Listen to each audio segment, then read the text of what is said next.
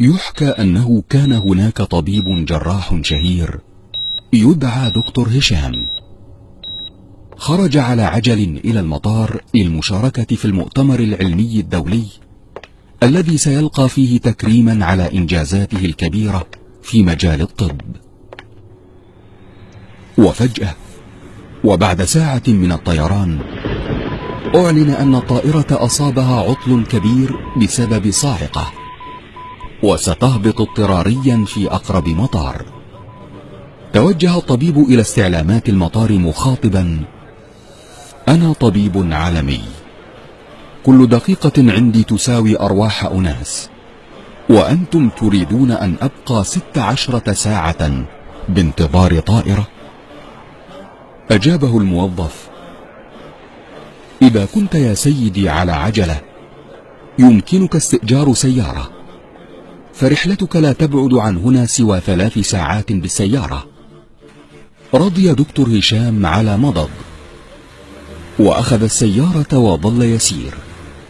وفجأة تغير الجو، وبدأ المطر يهطل مدرارا، وأصبح من العسير أن يرى أي شيء أمامه، وظل يسير.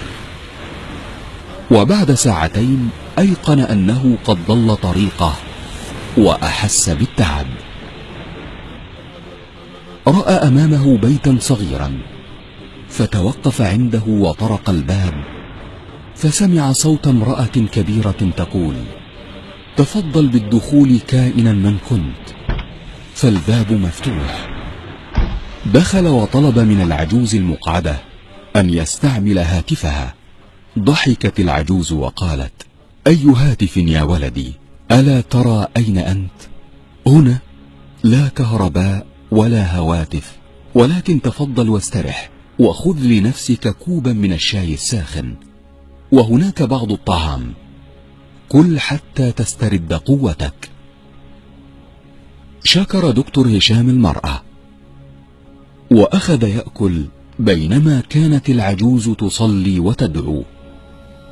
وانتبه فجأة إلى طفل صغير نائم بلا حراك على سرير قرب العجوز، وهي تهزه بين كل صلاة وصلاة.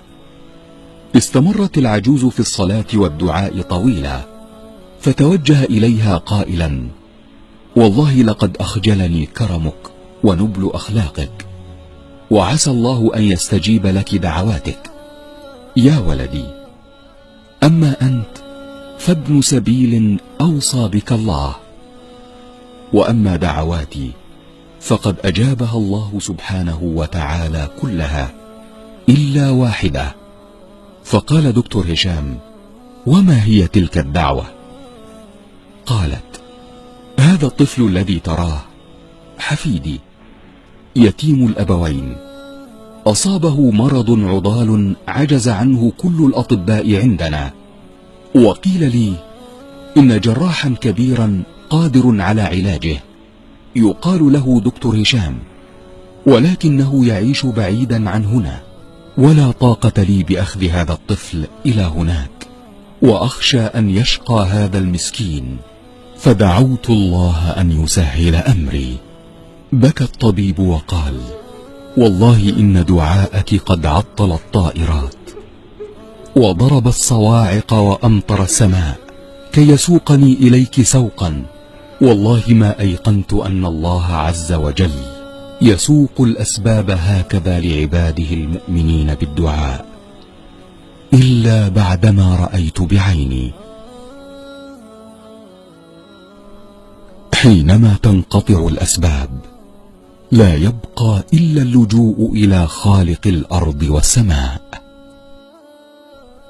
وإذا سألك عبادي عني فإني قريب، أجيب دعوة الداعي إذا دعاني.